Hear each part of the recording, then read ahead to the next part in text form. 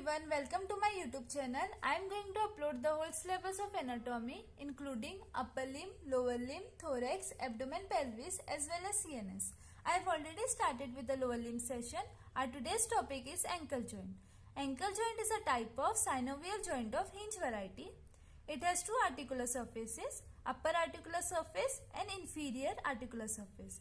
Upper articular surface is formed by lower end of tibia with medial malleolus, lateral malleolus of fibula, inferior transverse tibio-fibular ligament.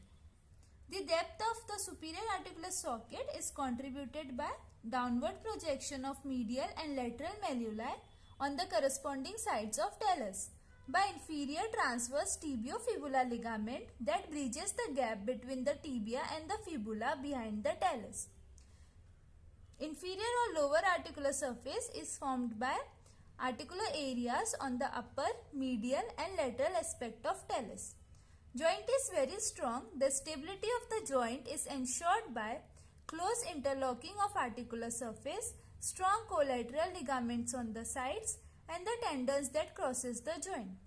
Altogether we have 9 tendons which crosses the ankle joint, 4 in front, 3 on posterior medial side, 2 on posterolateral side.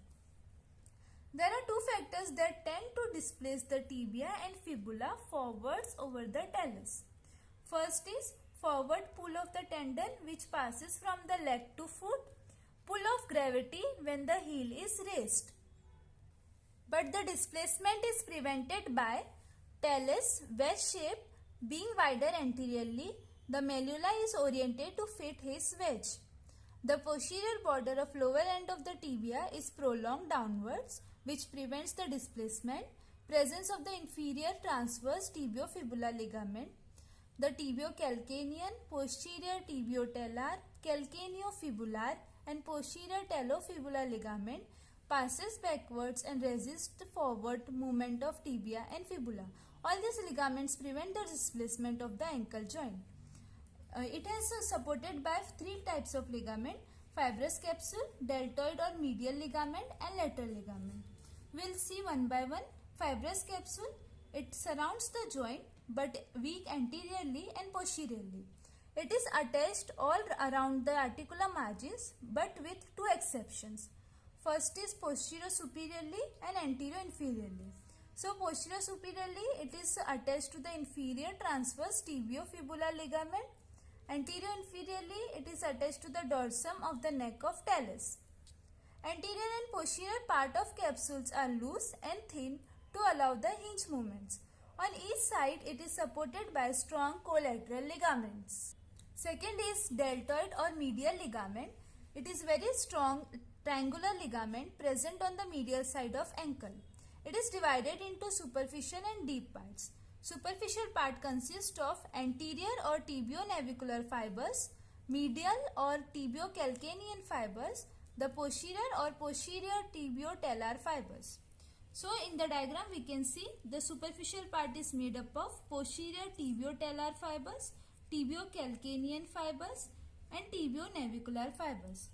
Anterior or tibio-navicular fibers are attached to the tuberosity of navicular bone and medial margin of the spring ligament. The medial or tibiocalcanean fibers are attached to whole length of sustentaculum talli. The posterior or posterior tibiotalar fibers are attached to the medial tubercle of posterior process of talus. Deep or anterior part which is attached to the anterior part of medial surface of the talus.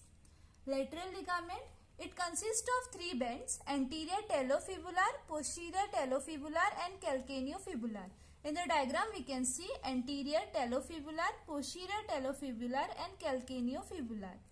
Anterior talofibular ligament is a flat band, passes from the anterior margin of lateral malleolus to the neck of talus, front of the fibular facet. Posterior talofibular ligament, it passes from the lower part of malleolar fossa of fibula to the lateral tubercle of talus.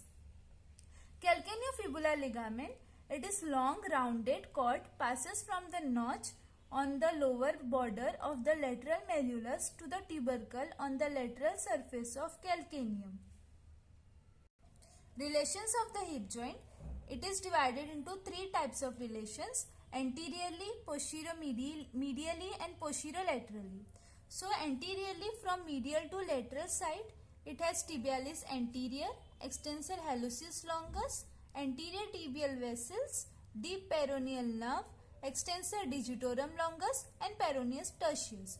We can see in both the diagrams, from medial to lateral anterior relations: tibialis anterior, extensor hallucis longus, extensor digitorum longus, peroneus tertius, along with anterior tibial vessels and deep peroneal nerve. Here also we can see tibialis anterior, extensor hallucis longus, extensor digitorum longus and peroneus tertius. Posterior-medially, from medial to lateral side, tibialis posterior, flexure digitorum longus, posterior tibial vessels, tibial nerve, flexure hallucis longus.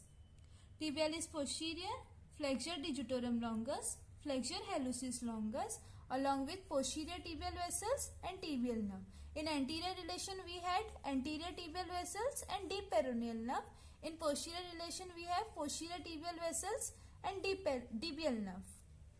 Posterolaterally there is peroneus longus and peroneus brevis. As we can see in this diagram, peroneus longus, peroneus brevis.